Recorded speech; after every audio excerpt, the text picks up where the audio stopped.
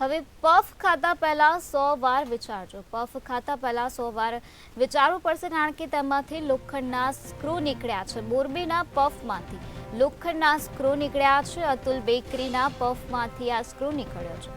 મેહુલ પટેલ નામના ગ્રાહકે સંચાલકને આ અંગે જાણ કરી હતી, ત્યારે સંચાલકોએ સમગ્ર મામલો રફે દફે કરી નાખ્યો છે. પફમાંથી 1 ઇંચ જેટલો સ્ક્રૂ નીકળી આવ્યો છે. હવે પફ ખાતા પહેલા 100 વાર વિચારજો, કારણ કે મોરબીના પફમાંથી લોખંડનો સ્ક્રૂ મળી આવ્યો છે. અતુલ બેકરી છે, અતુલ બેકરીના પફમાંથી આ પ્રકારે લોખંડનો સ્ક્રૂ નીકળ્યો છે.